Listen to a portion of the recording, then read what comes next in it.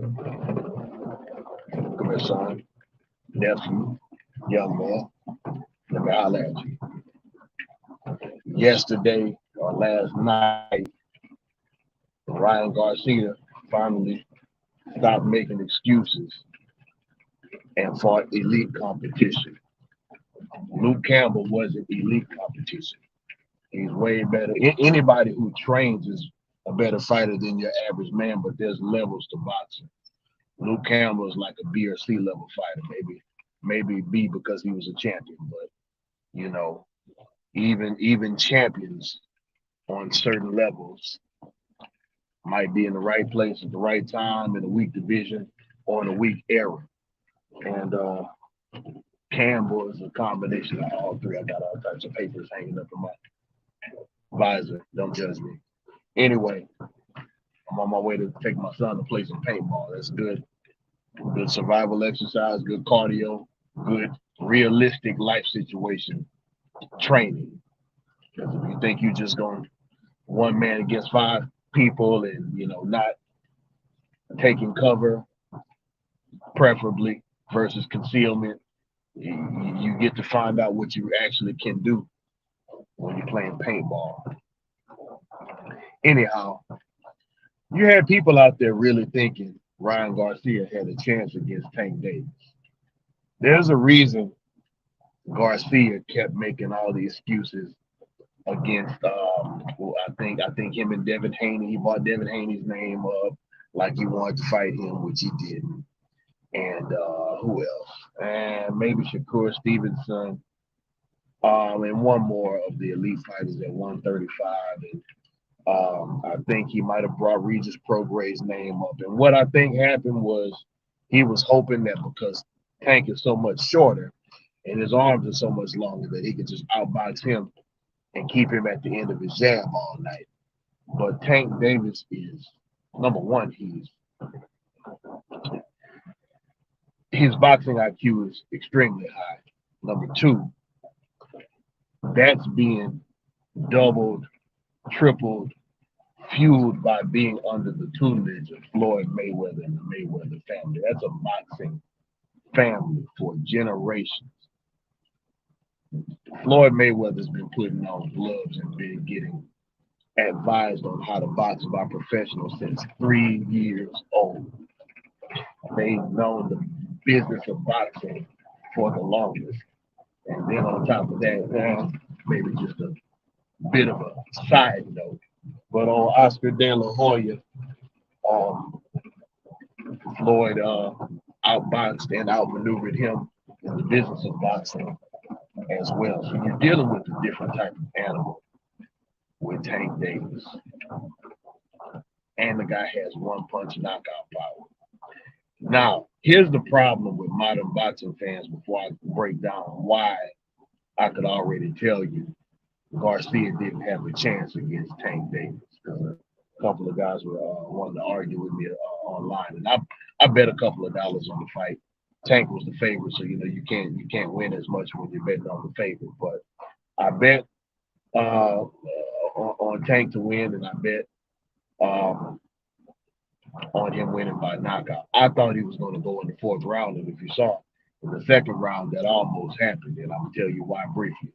But here's the thing about modern boxing fans and casual boxing fans, really modern people in general, but definitely modern boxing fans. I want you to take this into consideration. I remember when AND1 basketball first came out in the 90s, and you have these guys doing this fancy dribbling, but these are street ball players. These ain't NBA players.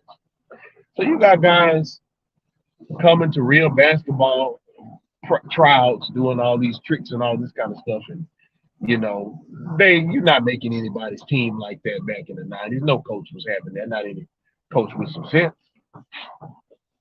and who actually understands the game. Society's got to the point, sports fans in particular, but this is just a flawed human being. You have these guys who do all this fancy dribbling, go left, go right. They're really in the same place where they started, jacked up some stupid looking shot. But because they did some fancy dribbling, oh man, You saw the movie? He didn't even score. And he ain't that good. But anyway, so now what's happened with the internet and boxing? You got guys like Adrian Broner, and don't get me wrong, because I've done some boxing training and some mixed martial arts training. I know what it's like to get punched square in the face. I've had many street fights more than I care to admit. But growing up in Baton Rouge, you don't get a choice. That's just how it is here. Or was. Now they shoot at each other now because they can't fight. But anyway, let me see who's been. I can go back. I'm gonna go back to some of my other old heads. Prince Nassim Hamed. We talking about fancy boxers who, once they got in there with some real competition, like when Prince Nassim Hamed got in there with Marco Antonio Barrera and got mauled. Um, let me see. And sometimes they do the same thing with guys who score knockouts early on, but once they get in there with real competition, it's something different. Let me see. So Prince Nassim, Adrian Broner, uh, Arturo Gotti and Mickey Ward, just because they got punched in the face a lot, even they put together some decent combinations. They had some decent fundamentals, but these were C-level fighters, man. And I think Emmanuel Augustus got robbed against Mickey Ward too. I hope I didn't say Andre Ward. I meant Mickey Ward. I hope I didn't, because Andre Ward is a monster, man. As another person who just was a consummate professional from a very, very young age. Anyhow, let's see, flashy fighters or hyped up fighters. Jake Paul. Man, Jake Paul ain't no doggone boxer. Yeah, okay, he's on some steroids and he's in shape and, he talks a lot. And he knows how to hype fights up. See, that's what it is. People buy into hype and marketing, and they don't actually know the sport of boxing. Boxing is a doggone killer sport. It's not a game. You don't play boxing. Um, but Garcia is one of these hyped up fighters who's not elite. Um, Lomachenko. Oh my God, man! Look, Lomachenko lost to a doggone journeyman years back named Orlando Salido, who, again, hey, he won a championship, but he's not elite. Salido is a C-level fighter, man. Well, if you're looking at the A through F uh, grading scale, I'm gonna let you go in, son. That way you can work out whatever kinks you want. My son wants to. We're learning. We're at that stage where he's gonna start spending his own money. He's getting old enough to start making some of his own decisions. I ate oatmeal at the house. He said he wants to do something different. No problem, dude. You earned your money. You spend it how you see fit, sir. I ain't gonna do it. This place has a weird parking lot. All right. Anyway, I'm gonna park right up here, dude.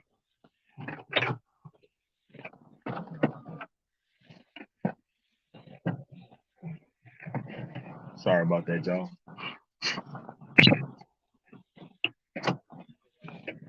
Hey, anything look wrong, just give me a phone call. I'll come right on in there. I don't play about my son.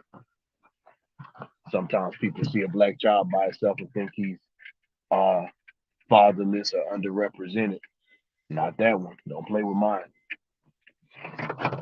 Whatever you do to my son, I'm gonna do to you. All right. Anyway, um, Ryan Garcia, Lomachenko. Some of y'all, if you're not a more of a more than casual boxing fan, you might not know Anthony Yard. He does all the fancy combinations on the mitts and stuff, but he doesn't spar for real. So when he fought, dog on it, two Russians knocked him out in a row. Well, not in a row, but two elite Russian fighters. He fought both of them, and I just knew he wasn't going to win. Kovalev, Sergey Kovalev, and what's this last guy's name? He's different. Dog on it. Better be. Man, better be having something serious. You're gonna at that light heavyweight division. I don't know if they got anybody who can beat him. Oh, how about this? How about this? My Mexican viewers and Hispanic and South American and Latino viewers, they ain't gonna like this one. But before I even say it, okay, how about this? Um, Now David Morrell. Um, Hold on, guy who just beat Luke Campbell, not Luke Campbell. Caleb Plant. I don't talk about boxing that much because most people don't know boxing. So sometimes I draw blanks on stuff I don't talk about as much as I'd like to. It's another David, but it's not David Morrell. David Benavidez. Benavidez is a monster. Now he's got some flaws, but because of that constant pressure, how hard that guy hits, he's tough. Jesus Christ. I knew Plant didn't have a chance against Benavidez either. But okay, if you're of the Mexican persuasion, I realize there's subtle differences between Mexican, Latino, South American, and I'm not gonna lie, I don't know all the ins and outs of uh, y'all's culture. But Canelo Alvarez is not an elite fighter. Yeah, I said it, and you saw that when he got in the ring with Mayweather. You also saw it when he fought the Russian guy who looks like he's Chinese. Hey, I'm forgetting a lot of names today.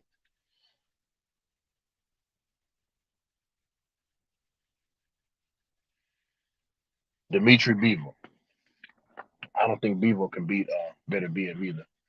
I just don't think he has the power to keep him away. Somebody left me a comment on TikTok. I have to check that out later. I should put this thing on airplane mode. This is my first time recording on StreamYard. So I don't know what it's gonna look like being on the internet and then recording this and uploading it later. We're gonna see. I didn't want to go live because I pre-recorded this because I feel like it would be choppy and grainy possibly. I'm gonna give it a try one day. We're gonna see. But anyway, Canelo Alvarez ain't the real warrior. Benavidez is. But I know, he's got that marketable look to him because he's got the cinnamon colored hair and he's got the fancy name and you know he's just got that Hollywood look. I get it. I get it. He's got a superhero type look to him. But anybody who knows boxing knew when he got in the ring with Mayweather, there's levels to it, man. He's just not quite there. But see, they hyped him so well because boxing is a business. They guided him through a lot of soft competition and some solid competition, like Alfredo Angulo and guys who had some names, but they were still C-level fighters because they fought on HBO. Angulo, Kirkland, James Kirkland, and he disposed of them guys easily. But just because you 30-0, 40-0, doesn't mean you 40-0 against elite fighters. And the things that Canelo does good, Mayweather does great. There's a reason Canelo don't want to fight um, Demetrius Andrade or Jamel Charlo or David Benavidez. Canelo don't want to be nowhere near Benavidez. And I'm telling you, if they ever got together, Benavidez would demolish Canelo. 8 rounds or less. They make him quit. Or just go ahead and knock him out. Canelo can't go 12 rounds with Benavidez.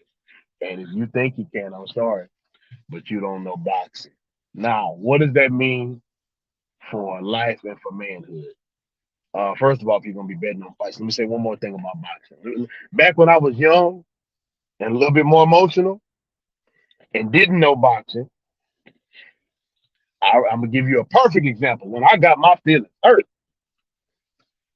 and I was a grown man too, my feelings were still hurt.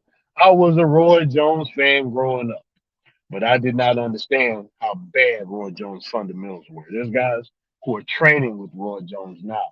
You can't train to box how Roy Jones boxed because it's fundamentally wrong. That man had superhuman reflexes and he had good ring IQ. But once the reflexes went, so did his win streak. And I'll never forget when I bet this back in the 90s, no, early 2000s now. So $250 back then is more like five or 600 now. And then I wasn't making a whole lot of money. I was working at Radio Shack or furniture store or something like that as a salesperson. Roy Jones had been avoiding Antonio Tarver for years, kind of like Garcia is avoiding or has been avoiding elite competition for some months. I'm about to go check on my son in a little bit because it don't take that long to order breakfast. Hold on, let me call this rascal. I don't know how this is going to interfere with this broadcast. We're going to see. Give me a second. But I'm sorry, but you have too many situations with young black men where weird stuff just happens out the blue. And mine ain't finna be one of them.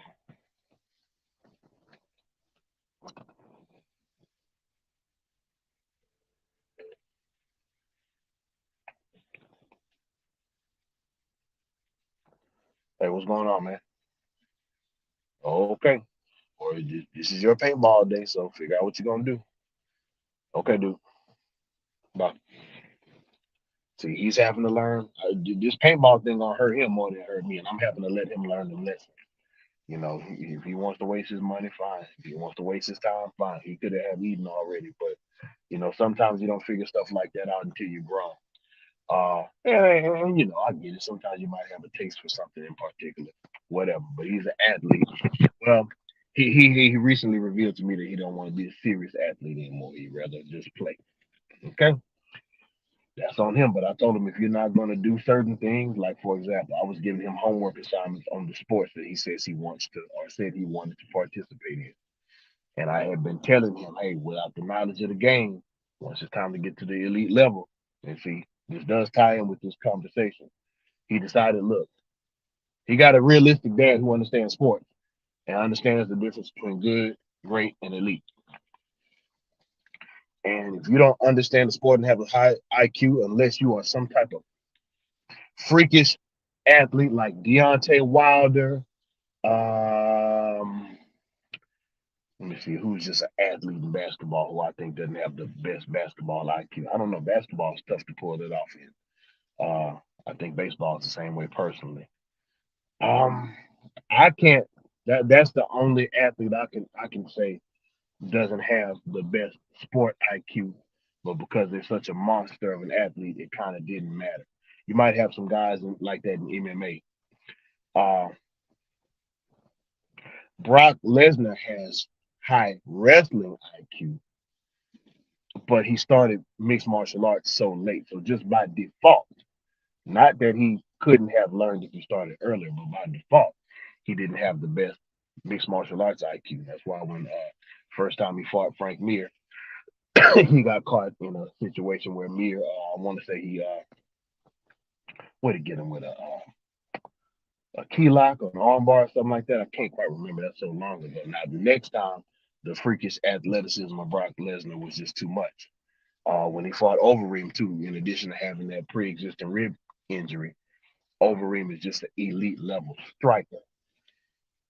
And when you're wrestling against an average, maybe even a good or great striker, okay, that's one thing. But when you're getting somebody who knows how to pinpoint knockout blows with their knees, heels, feet, elbows, shins, and fists, and they can hit you from all types of angles that you ain't never been hit from before.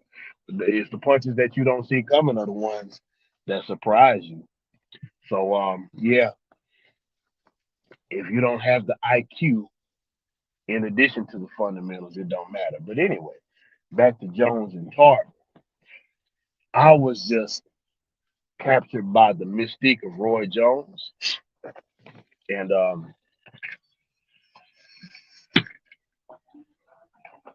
sorry, it's a man's channel, ladies. My apologies. It is what it is. All right. Um, You couldn't have told me anybody. I thought Roy Jones was unbeatable. Now, I didn't go back and look at the amateur record. I didn't look at Roy Jones' style, especially against left-hand fighters. I didn't go back and find out that Antonio Tarver had beat Roy Jones in the amateurs before, but there was a reason Tarver had to call out Jones for years. And they fought the first time, and I'm gonna be honest, Tarver actually won that fight. But I bought into the hype, and when they had that rematch, I thought for sure, nah, man, Roy Jones ain't gonna let that ride. This is gonna be like Roy Jones against Martell Griffin. He gonna get him in the rematch. And I bet on that fight, and I ordered the pay-per-view. And I'm gonna tell you when I knew the fight was over. If you know boxing, if you know sports, there's just certain things people say that let you know this ain't gonna go how the world thinks it's gonna go. I'm gonna give you two phrases like that. See, when a man in boxing and football and mixed martial arts, I'm gonna tell you something that might be able to override IQ and experience levels. Man, not necessarily the experience level. How about this? If all things are equal,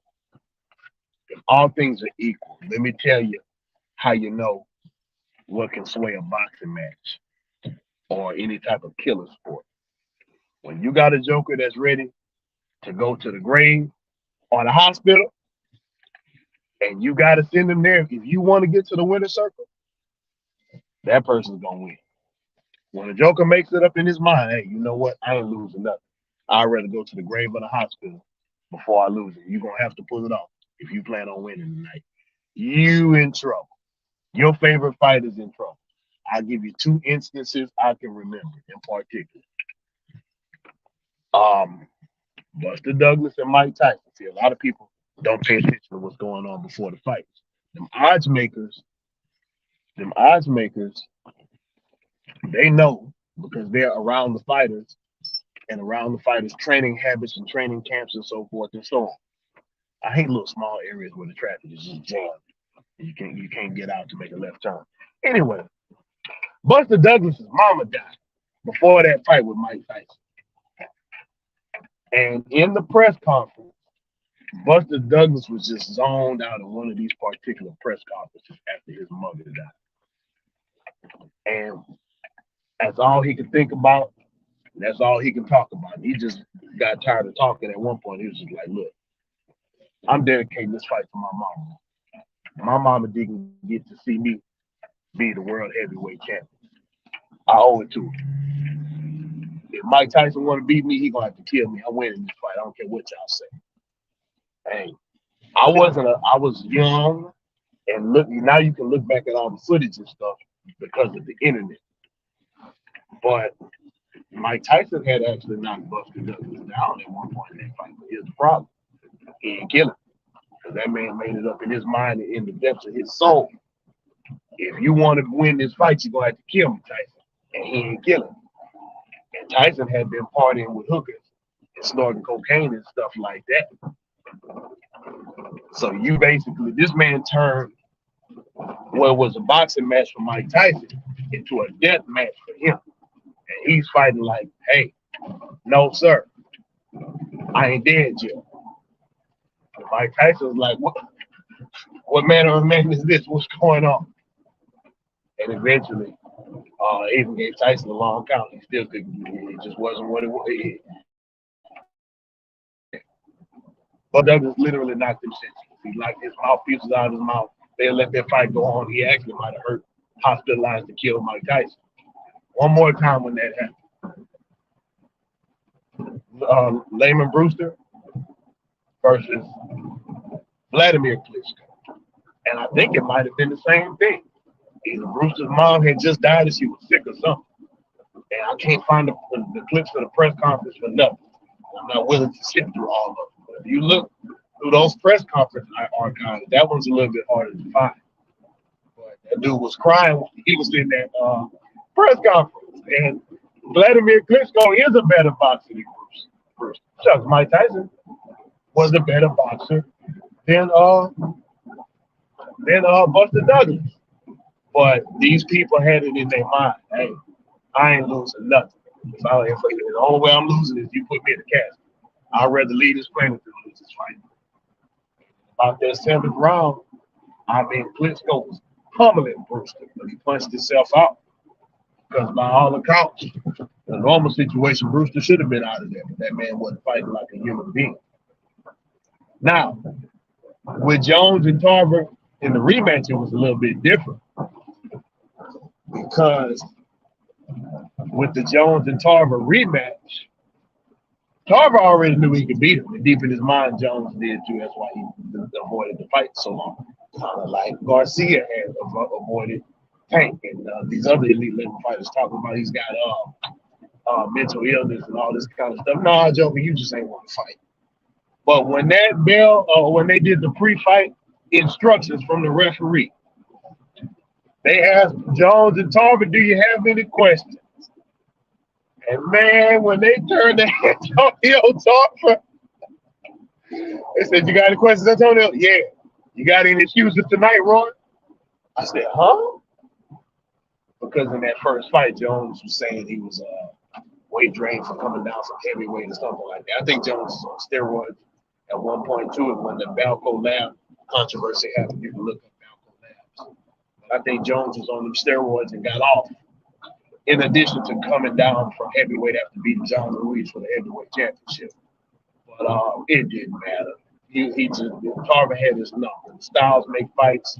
Tarver's got a fight that's tailor-made for Jones, just like Garcia has a fight that's tailor-made for Tank Davis. But that second round came, and Jones has he had this thing he did where he turns his body sideways, not at the right angle, doesn't keep his hands up.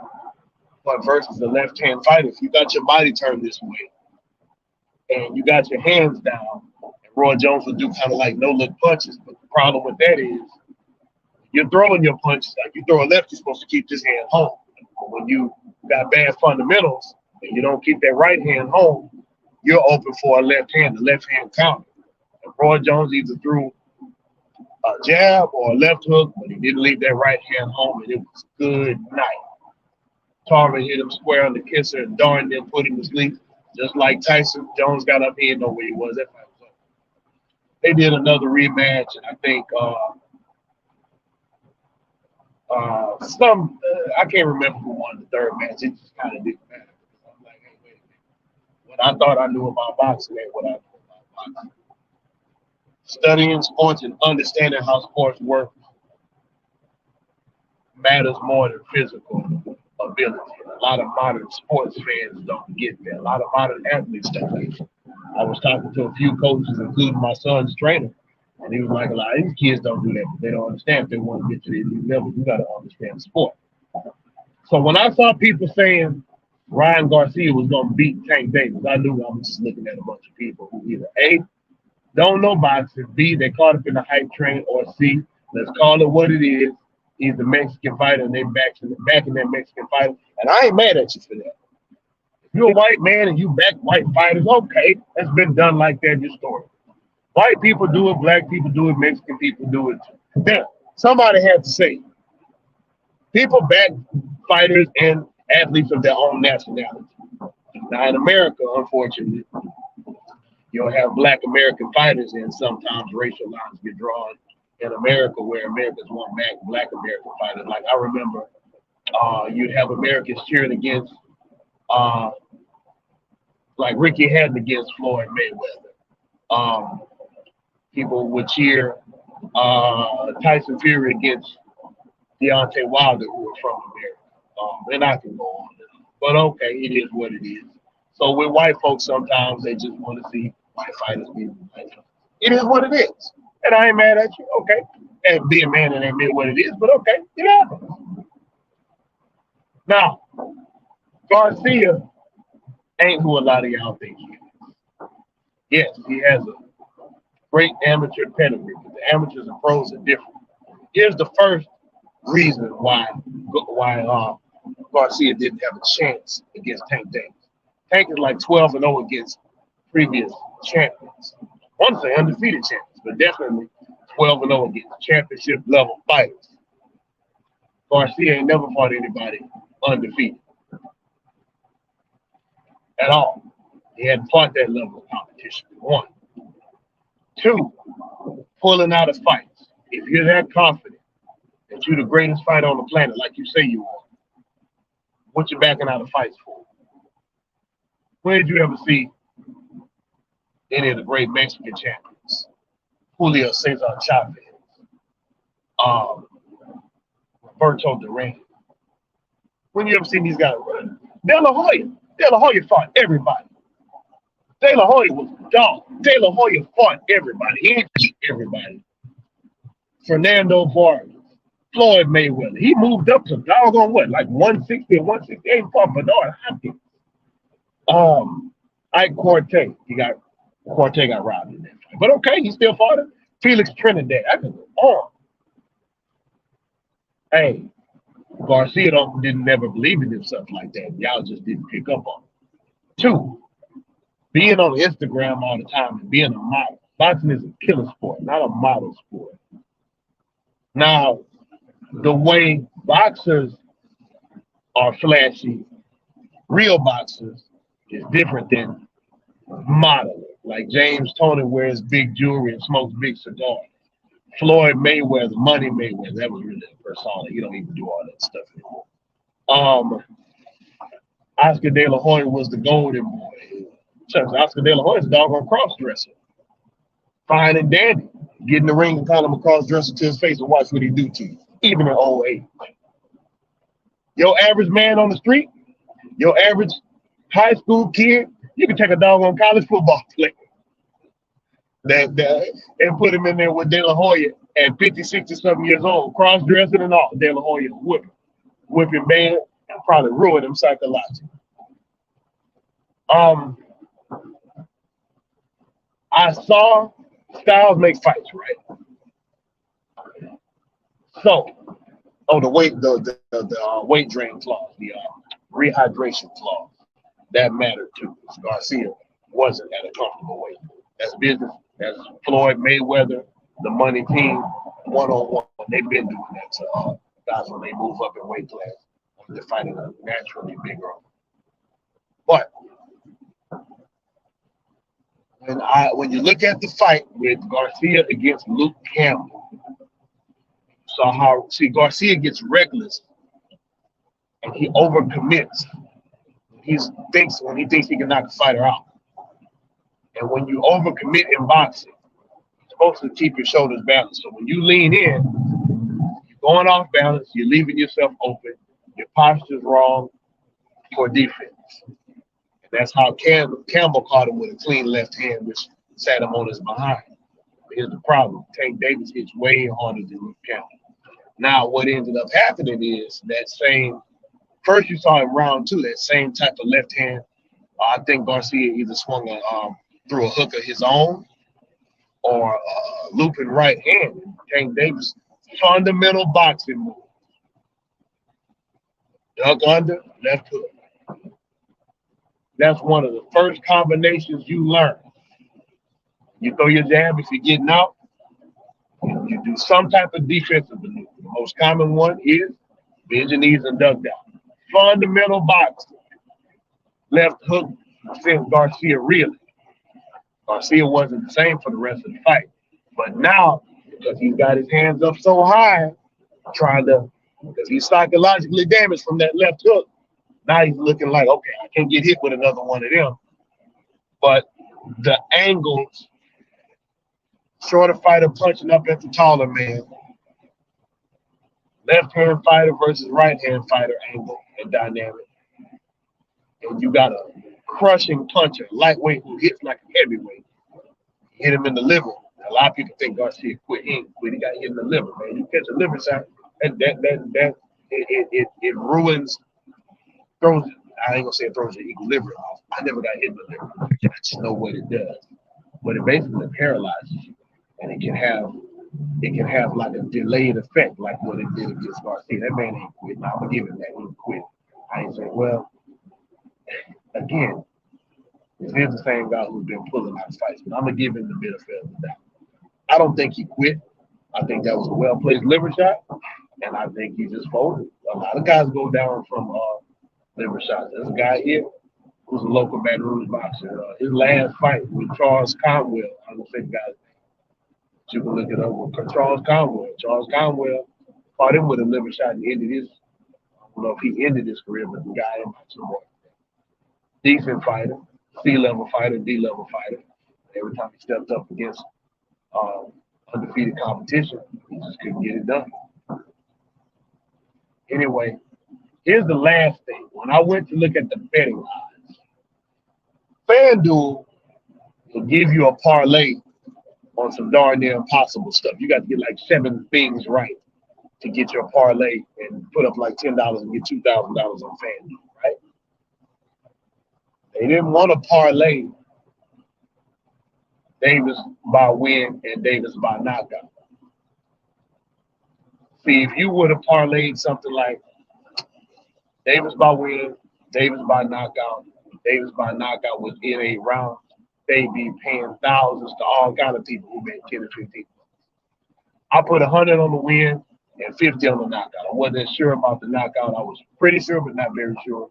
But because Davis is the favorite, you don't get all the money that you would otherwise. So I got like on 150 bet, I got like 100 extra back. So I got a $250 cash out total. Still gas money. I'm investing in other things and paying consultants left and right. Everything else is fundamentals for household running and stuff like that. I got hundreds of thousands being paid out to CPA, credit repair specialists,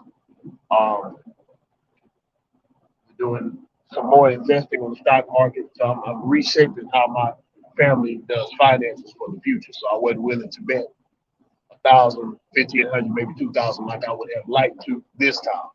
Now, when it's time for Devin Haney and Lomachenko, because I should have been done with some of these projects I got going, I might put 1,000 or 2,000 up on Haney versus Lomachenko because the odds are going to be tight. Because you got fanboys out there who really think Lomachenko got a chance against Haney. All right, that's going to be another payday too. But anyway, listen to what I'm telling you. If there was really a chance of Garcia winning, they'd have parlay bets left and right. So they can get all that extra little parlay money. Because they figure it's really that even up a fight. Now, here you can get Davis as the favorite, and either whoever your favorite is, you can bet a little extra money on the knockout. And they didn't give big odds, underdog odds for that knockout either. It was like negative 125 or something like that. So you gotta. I think I put 50 on the knockout and got 55 back. But the fact that they didn't have all these different little parlays let me know this is almost a sure bet. Just trying to keep quiet about it. So if you're gonna try to analyze fights, number one, it don't hurt to do some boxing yourself. If that's just something that you're serious about, you need to learn some type of self-defense as a man anyway. Boxing, jiu-jitsu, something practical, not some karate. Boxing, jiu-jitsu, but if you're gonna do the jiu-jitsu, you still need to learn how to strike. But really, mixed martial arts is gonna be your best bet. Gym my son and I trained at, there was an emphasis on boxing and mixed martial arts. There was a guy who was a former mixed martial arts fighter on one side, on the MMA side, that's over there. Emmanuel Augustus, you can look him up, the Drunken Master. He's partially handicapped now from an accident. I'm not going to go into detail about that. Much love to BTC Boxing. Much love to Emmanuel Augustus, Coach T. Well. In my opinion, my son came out of there a different man. And quite frankly, I learned some things too. But if you're going to analyze fights, and if you're in the Baton Rouge area, go check out T-Web MMA on Facebook because he's at a different gym now at the Beach Sleep Box. I can vouch for those two because my son and I got to train there. But as a man, you need to learn that anyway. Okay, if you're going to analyze fights, especially if you're going to bet money, and I don't recommend most people even. Most people just, but you need to learn that style make fights, take your emotions out of it, look at the contractual details, learn body language, look at fighters who are avoiding fighters. That's another key factor. Your fighters who know they got the goods, they ain't scared of nobody. They ain't got no excuses. Now, as far as manhood is concerned, this is what you need to learn about life. Same way these hyped up boxers got y'all thinking that that's the way to be and that's what elite level boxing is. No. See, people like to hype up things that don't deserve the hype in life. Hyped up cars, like a C class Benz, which costs the same price as a Toyota Camry. Camry is the better car. A lot of people ain't gonna want to admit that, but it is. Camry's forever. The maintenance on that Benz after about 3 to 5 years, that Benz gonna be doing all types of weird stuff. You probably won't have to get. New construction houses now they're the better investment, but a lot of times your older houses are built better. Buying new cars, period. Vehicles overpriced right now, overhyped and overpriced. Why spend so much money on something that's going to depreciate? But okay, it makes you feel good. See, that's the thing. Garcia gives you a dopamine rush. Oh, look at this. Oh man, that's an awesome looking fighter. Yeah, he looked great. Till you put him in there with a dog like Tank Davis. That's a poodle against a pit bull. Um, Jobs. Everybody think they gotta have a white collar job. Everybody think they need a 4-year degree. No. Some of y'all just need to go ahead and get a trade and get your hands dirty. I generate more. Let me see, how should I put this the right way? The blue collar work I do on behalf of my mother generates more wealth for my mother and children than me as a teacher. Now, granted, I could do some other white collar jobs, but then again, I would do my blue collar work for a dollar. If I wasn't so close to retiring as a teacher, I'd go ahead and I would go ahead and do blue collar work full time. I got a check coming to me for the rest of my life, for however long America stands. We are on the verge of World War III. I want you to understand that. You should be preparing yourself, but okay. Um, that wasn't the case. If I could do it over again, if I could do it over again, I'd jump in an 18-wheeler at 18 years old, hit the road, stay gone, live in the camper, buy my own truck, take that money, maybe take a year off, get certified in carpentry and HVAC and other things I could use to rebuild houses, buy a fourplex, live in the bottom unit, let that fourplex pay for itself, watch rents repeat for about 10 years. I'd probably be done working by now, but life went a different way. First, I got to feed my kids, at least my son through high school, get through retiring from school. Then I have some school teaching. Then I have other options to retire and kind of do what I want. I still got a daughter that I have to see through as well. But okay, what I've learned is this: the hype behind white collar jobs versus the value behind blue collar work. Where's that value? Because see, with the blue collar work and service businesses, that stuff people don't want to do. Like non-service, grass never stops growing. People don't want to get their hands dirty. Buildings are going to have to get built, but you got less and less people who want to build them. Stop looking at flash. Stop looking at fancy aesthetics over real quality and over real skill. over real experience and over a real track record. Because now you got people thinking, well, just because I graduated college, I need to be managing this business. No. Just because I got a degree, I need to make more money than the owner. No. I got a couple of trades and certifications. So I need to be getting paid more than what I'm worth. No, that's not how that works. Real results, real skill, real track record. That's what matters in life as a man. So boxing and real life, they have a lot of difference. Garcia is not who you think. He ain't got a chance against Shakur Stevenson. It's at 135. He ain't got a chance against Devin Haney.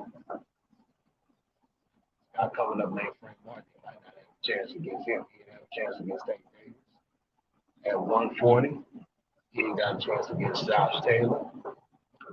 He ain't got a chance against Regis Prograde. Isaac Pitbull Cruz, he ain't got a chance against him. Matter of fact, he was supposed to be the jaw jacking that Cruz trying to hype himself up. He's not an elite level fighter, ladies and gentlemen. It is what it is. So I hope you understand that now. Don't mean he's a bad person. Doesn't mean he's not a good fighter. Don't mean he won't be fun to watch in the future. Don't you bet on that man against elite level fighters. If you notice, I just mentioned elite level fighters are white, black, and Mexican.